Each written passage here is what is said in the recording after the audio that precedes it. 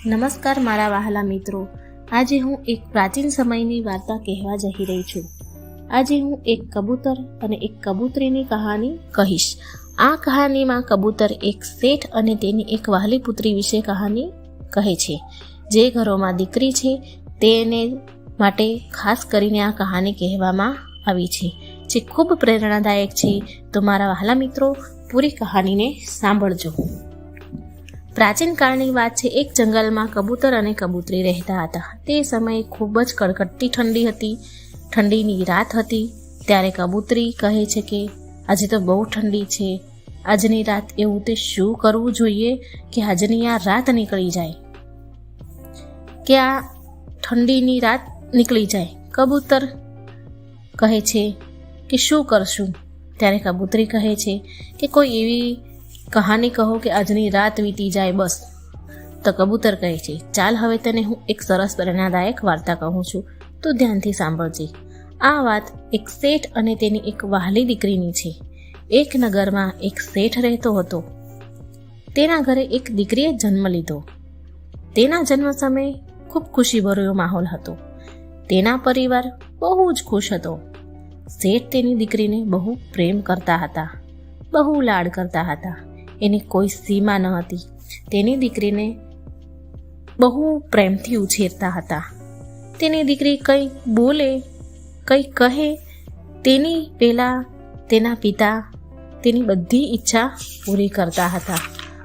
ખૂબ જ લાડ પ્રેમથી એની દીકરીને ઉછેર કરતા હતા. શેઠના લાડ પ્રેમ દીકરીને એટલી બધી બગાડી દીધી કે સમય જતાં તે કોઈની વાત સાંભળતી ન હતી, કોઈનું પણ કહેવું માનતી ન હતી. સવારે 10 થી 11 વાગ્યા પહેલાં ઉઠતી જ ન હતી. જો કોઈ તેને કંઈ, પરિવારનું કોઈ સભ્ય તેને કંઈ કહે તો સામે સવાલ જવાબ કરતી હતી, જીભા જોડી કરવા લાગતી હતી. શેઠના પરિવારના લોકો શેઠને રોજે બોલતા હતા કે તમે આ છોકરીને બહુ બગાડી દીધી છે, તે કોઈનું કંઈ સાંભળતી જ નથી. પણ શેઠ તેની પત્નીને કહેતો હતો કે તે હજી નાની છે, છોકર મતમાં છે, તે સુધરી જશે. એમ કહીને શેઠ તેની પત્નીને ચૂપ કરાવી દેતા હતા. જો ઘરનું કોઈ પણ સભ્ય જો તે દીકરીને, તેની દીકરીને કંઈ પણ બોલે તો શેઠ તેમને બોલતા હતા, તેમની સામે ઝઘડો કરતા હતા. માટે ઘરનું કોઈ સભ્ય પછી તેને કંઈ કહેતું ન હતું. આમ કરતાં કરતાં ઘણો સમય ચાલ્યો ગયો અને શેઠની દીકરી જુવાન થઈ.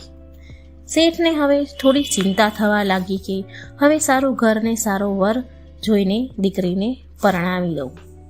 પછી તે સારા ઘર હોય, સારો વર હોય, સારો છોકરો, ધન દોલત આ બધું શોધવા લાગ્યા. જોતજોતામાં તેને સારું ઘર મળ્યું. સારું ઘર, અનધનથી સુખી હોય તેવું તેને ઘર મળ્યું અને છોકરો પણ તેને સારો મળ્યો. તેની દીકરીને તેણે ધામધૂમથી બાજતે ગાજતે પરણાવી દીધી. પછી તેની દીકરી સાસરે જાય છે. સાસરે ગયાના 10 જ દિવસમાં જ તે તેના પિતાને પત્ર લખે છે કે પિતાજી, તમે મને હાલને હાલ અહીંયાથી લઈ જાઓ. હું અહીંયા રહેવા માંગતી નથી. મારે આ નર્કમાં રહેવું નથી. તમે હાલને હાલ મને અહીંથી લઈ જાઓ. હું અહીં એક પળ પણ રહેવા નથી માંગતી. શેઠને તો ચિંતા થઈ ગઈ. ચિંતા થવા લાગી. મેં તો બધું જ સારું જોઈને છોકરીને પરણાવી છે, સારી ધન દોલત અને સારા લોકો, સારો છોકરો જોઈને પરણાવી છે, તો એવું તે શું મુશ્કેલી આવી હશે કે 10 જ દિવસમાં તેને ઘર નર્ક જેવું લાગવા લાગ્યું. તેને બહુ ચિંતા થાય છે. પછી શેઠ તેના ઘરે જાય છે. જ્યારે શેઠ તેના ઘરે આવે છે ત્યારે તેને કોઈ માન સન્માન ન મળ્યું, કોઈ આવકાર પણ ન આપ્યો, કોઈ પાણીનો ભાવ પણ ના પૂછ્યો. તેવામાં તેની છોકરીની સાસુ આવે છે. શેઠ તેની સાસુને પ્રણામ કરે છે. પણ શું થયું? તેની સાસુએ તો તેને પ્રણામ પર ના કર્યા, માન સન્માન પણ ના આપ્યું અને મોઢું ફૂલાવીને ચાલી ગઈ. પછી તેની છોકરીના સસરા મળે છે. શેઠ તેને પ્રણામ કરે છે, નમસ્કાર કરે છે, પણ તેને કોઈ જવાબ નથી આપતા. સામે કોઈ આદર સત્કાર નહીં, કોઈ જ વસ્તુ નહીં, અને તે પણ મોઢું બગાડીને ત્યાંથી ચાલ્યા જાય છે. પછી તેની દીકરીનો જેઠ મળે છે, તેને પણ કોઈ જવાબ ના આપ્યો. આમ તે આખા પરિવારને મળે છે, પણ કોઈ સામે બોલ્યું નહીં, કોઈએ માન આપ્યું નહીં, કોઈએ પ્રણામ કર્યા નહીં, કોઈએ કંઈ જવાબ આપ્યો નહીં, અને બધા જ મોં બગાડીને ચાલ્યા ગયા. પછી શેઠ તેના જમાઈને મળે છે, અને તેને જમાઈને શેઠ કહે છે કે તમે તમારી છોકરીને ઘરે લઈ જાઓ, મારે તે નથી જોઈતી. મારા ઘરને તેણે નર્ક બનાવી દીધું છે, તમે હાલ ઘડી જ અહીંથી લઈ જાઓ. શેઠ બહુ દુઃખી થયા. પછી શેઠ તેની છોકરીને મળવા તેના રૂમમાં ગયા અને કહે છે કે બેટા, એવી શું વાત છે કે તારે પણ અહીં નથી રહેવું અને તારા સાસરીવાળાને પણ તને નથી રાખવી? એવું તે આ 10 દિવસમાં શું થઈ ગયું? શેઠની પુત્રી કહે છે કે પિતાજી, મારે અહીં નથી રહેવું. જો તમારે મને જીવતી રાખવી હોય તો તમે મને અહીંથી લઈ જાઓ. શેઠ કંઈ બોલ્યા નહીં અને તેની દીકરીને શાંત કરીને તેના ઘરે લઈ જવા નીકળ્યા. તોય પણ તેના પરિવારવાળા શેઠને સાથે કંઈ જ ના બોલ્યા અને શેઠનું અપમાન થયું, બહુ જ અપમાન થયું, અને તે ઘરથી બહાર નીકળી ગયા.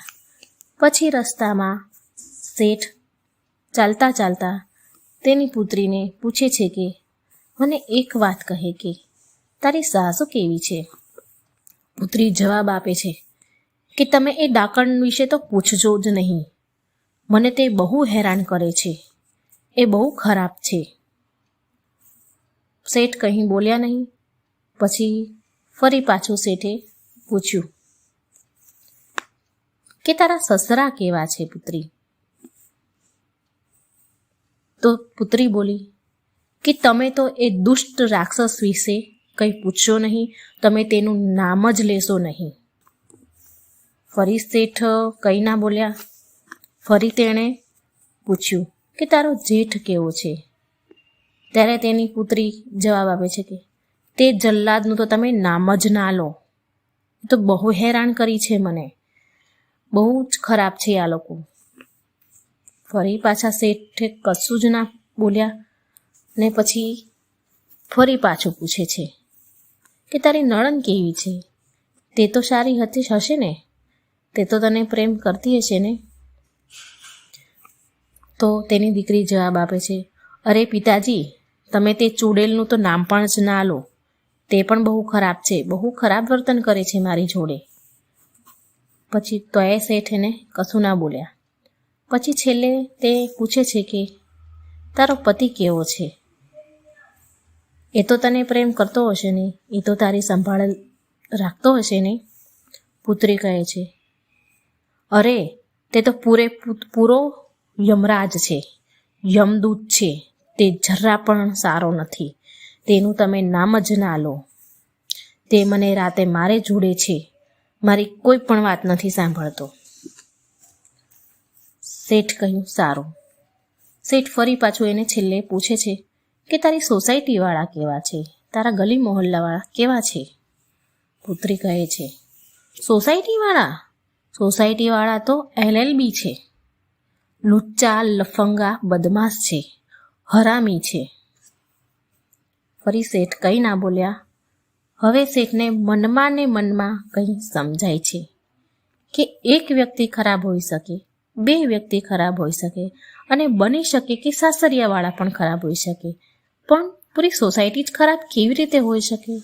એટલે દોષ તો મારી પુત્રીમાં જ છે, સાસરીવાળામાં નહીં. શેઠને ધીરે ધીરે સમજાય છે કે આ બધું મારા લાડ પ્રેમનું પરિણામ છે. મેં આટલો લાડ પ્રેમ ન કર્યો હોત ને મેં સારા સંસ્કાર આપ્યા હોત તો આજે મારે આ દિવસ ન જોવો પડત. આવું વિચારતા વિચારતા શેઠ ઘરે પહોંચે છે. જેવા ઘરે પહોંચે છે તેવી જ તેની ભાભીઓના મોં બગડે છે. તેને આવકારો પણ નથી આપતા. તે વિચારે છે કે આ પાછી આવી એમ કરીને મોં બગાડીને ચાલ્યા જાય છે ત્યાંથી. પછી પેલી છોકરી એવું વિચારે છે કે મારી ભાભીઓ તો પહેલાં મને સારી એવો પ્રેમ કરતી હતી, સારી રીતે રાખતી હતી, લાડ પ્યાર કરતી હતી, અને આજે મારી સાથે આવું વર્તન કેમ કરી રહી છે? તે તેની ભાભીને જઈને પૂછે છે કે તમે મારી સામે મોં કેમ બગાડ્યું? કેમ મારી સાથે વાત નથી કરતા? તેની ભાભી કહે છે કે તો શું કરું તમારું? તમને માન સન્માન આપું? તમારું સન્માન કરું? એક તો સાસરેથી પાછા આવ્યા છો ને, કેટલા લાડ પ્રેમથી તમને ધામધૂમથી તમને પરણાવ્યા હતા, અને હવે પાછા આવી ગયા અમને હેરાન કરવા માટે, અમારી છાતી પર મગ દળવા માટે આવી ગયા. આજ પછી મારી સાથે વાત કરતા નહીં. આવું કહીને તેને જાકારો આપે છે અને તેનું અપમાન કરે છે. પછી છોકરી ધીરે ધીરે ઘરના બીજા સભ્યોને પણ મળે છે, પણ બધા જ લોકો આવી રીતે જ જવાબ આપે છે અને પૂરા પરિવારમાં કોઈ તેની સાથે વાત કરતું નથી. બસ તેના પિતા શેઠ જ તેના સાથે બોલતા હતા. ધીરે ધીરે તે દુઃખી થવા લાગે છે. તેની આંખો ભરાઈ જાય છે. આવી રીતે ઘણો સમય જવા લાગે છે, તોય તેની સાથે કોઈ વાત કરતું ન હતું. તે જ્યારે પણ ઘરની બહાર જાય ત્યારે તેને સહેલીઓ પૂછે કે તું એકલી કેવી રીતે આવી? જીજાજી ક્યાં છે?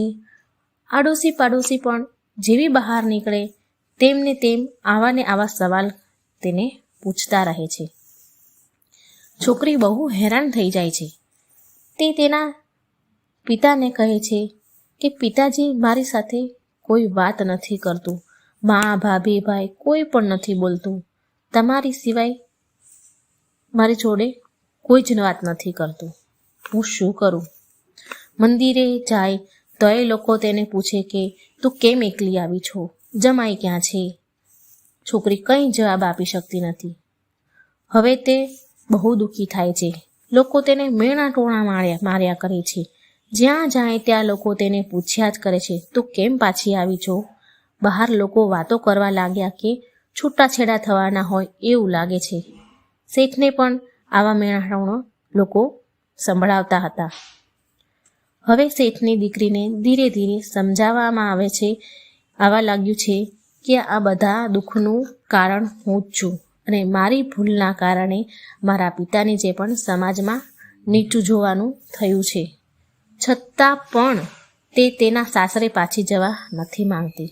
એ તો તેના પિતાને ઉપરથી એવું કહે છે કે આનાથી તો વધારે સારું હતું કે હું કુંવારી જ રહી હોત, મારા લગ્ન જ ના થયા હોત. આમ ને આમ ઘણો સમય વીતે છે અને શેઠ અને તેની પુત્રીને જોવે છે કે તે દિવસે દિવસે બહુ દુઃખી રહે છે અને શેઠથી એની છોકરીનું દુઃખ જોવાતું નથી. એક દિવસ શેઠ તેની દીકરીના રૂમમાં જાય છે. તેમણે જોયું કે તેની દીકરી દુઃખી થઈને ઉદાસ થઈને બેઠી છે. શેઠ તેને પૂછે છે કે તું કેમ દુઃખી દેખાય છે? ત્યારે તેની દીકરી કહે છે કે તો શું કરું? તમે મારા લગ્ન કરાવીને મારી જિંદગી બગાડી નાખી. સાસરિયાવાળા તો નર્ક સમાન છે, ત્યાં હું રહી નહીં શકું, ને અહીં પિયરમાં કોઈ મારી સાથે વાત નથી કરતું. બહાર નીકળું તો લોકો એટલા બધા મેણા ટોણા મારે છે કે હવે મારે જીવવું તો જીવવું કઈ રીતે? હું શું કરું? હું ક્યાં જાઉં? પછી શેઠ તેની પુત્રીને કહે છે બેટા તું ચિંતા ના કર. આપણા નગરમાં એક બહુ મોટા વિદ્વાન મહાન સંત આવ્યા છે. તારી સમસ્યા લઈને હું તેની પાસે ગયો હતો તો તેમણે મને એક ઉપાય બતાવ્યો છે. જો તું આ ઉપાય કરી બતાવીશ તો 6 મહિનામાં તારા સાસરિયાવાળા તારી મુઠ્ઠીમાં હશે. દીકરી ખુશ થઈને બોલી, સાચું કહો છો તમે? 6 મહિનામાં મારા સાસરીવાળા મારી મુઠ્ઠીમાં થઈ જશે? એવો ઉપાય બતાવ્યો છે? તો મને જલ્દીથી ઉપાય બતાવો. તે ખુશ થઈને બોલી કે હું એ કરીશ. તો શેઠ બોલ્યા એ સંતે એક મંત્ર આપ્યો છે. તે મહાન સંતે કહ્યું છે કે બસ આ મંત્ર 6 મહિના સુધી કરશો એટલે બધું બરાબર થઈ જશે. બસ આટલું જ કરવાથી તારા સાસરિયાવાળા માની જશે. 6 મહિના સુધી તારે મંત્ર જાપ કરવાના અને સાધના કરવાની. તો તું ઘરની રાણી બનીને રહીશ. તેની પુત્રી બોલી કે આ તંત્ર મંત્રવાળું કામ મારાથી નહીં થાય. તમે કોઈ સીધો સાદો રસ્તો મને બતાવો. શેઠ બોલ્યા કે કંઈ નહીં તો પછી મંત્રના જાપ તારા બદલે હું કરી લઈશ. તારે ખાલી સાધના કરવાની, તારે બીજું કંઈ નહીં કરવાનું. પુત્રી બોલી એ સાધના શું કહેવાય? એ સાધના કેવી રીતે થાય? પછી શેઠે તેની પુત્રીને કહ્યું તારે ખાલી 6 મહિના સુધી મૌન રહેવાનું છે. બધાને ઘરને રોજ પગે લાગવાનું અને જો કોઈ તને કોઈ પણ બોલે તો તારે ખાલી સાંભળવાનું, સામે કોઈ જવાબ નહીં આપવાનો. બસ આટલું જ તારે કરવાનું. ત્યારે તેની પુત્રી બોલી કે પિતાજી 6 મહિનામાં બધું સારું થઈ જશે ને? કારણ કે આ હું 6 મહિનાથી વધારે નહીં કરી શકું. પણ ચાલો તમે કહો છો તો હું 6 મહિના સુધી તમે કહ્યું તે પ્રમાણે હું કરીશ. તે તૈયાર થઈ જાય છે. શેઠ તેની દીકરીને લઈને તેના સાસરીમાં જાય છે.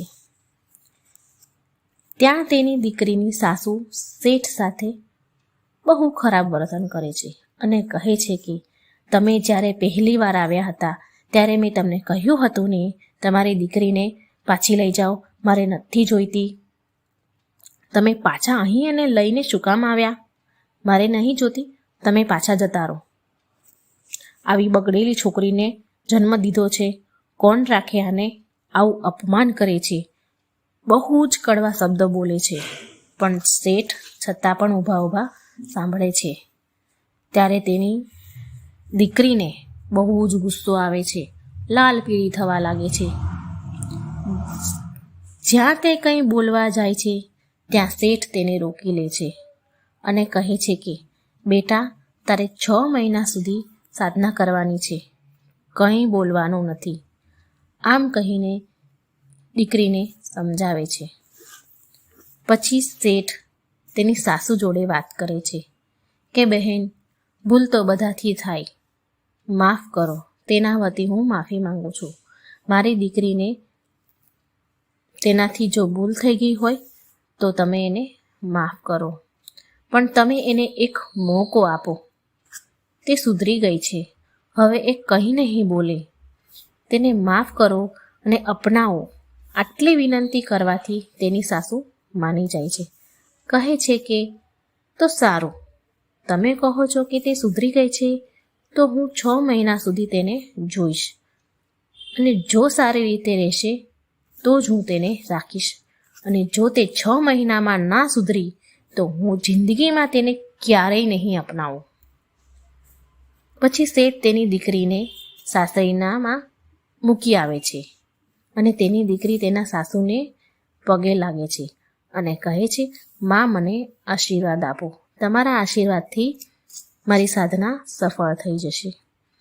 તેની સાસુ તો ચોંકી ગઈ. આ તો પહેલાં બહુ જબરી હતી, સામે બોલતી હતી, હુકુમ ચલાવતી હતી, વાઘની જેમ રહેતી હતી ને આ અચાનક આટલી સીધી કેમની થઈ ગઈ? પછી તેના સાસુ તેને આશીર્વાદ આપે છે, સારું, તું હંમેશા ખુશ રહે. પછી તે સાસરીમાં તેના પિતાએ કહ્યું તે પ્રમાણે રહેવા લાગે છે. સમય જાય છે, બધું બરાબર ચાલે છે. એક દિવસ તે તેના સસરા માટે ચા બનાવે છે અને કપમાં ચા લઈ જાય છે અને તેના સસરાને આપે છે.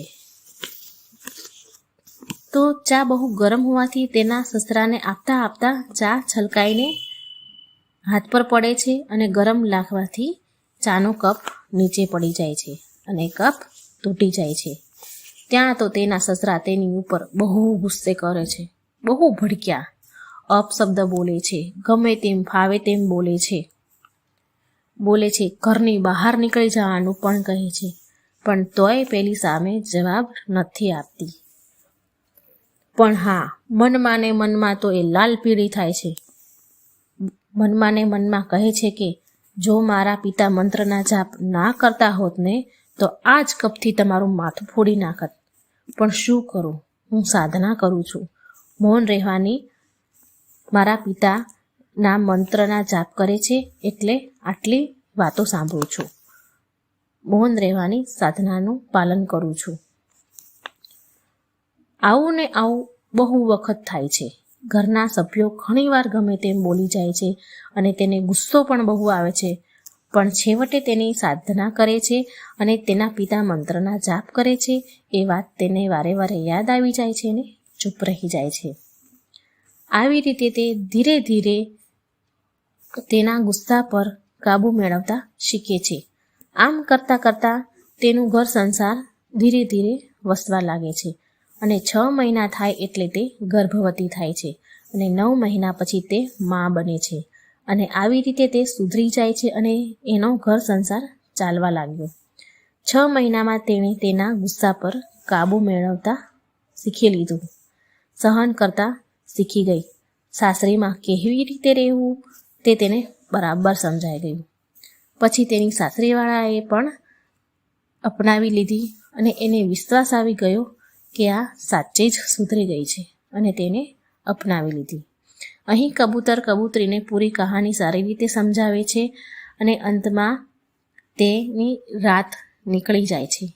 ઠંડીની કડકડતી રાત નીકળી જાય છે અને સવાર પડી જાય છે અને અહીંયા કહાની મારી પૂરી થાય છે. મિત્રો, જો મારી કહાની સારી લાગી હોય તો સબસ્ક્રાઈબ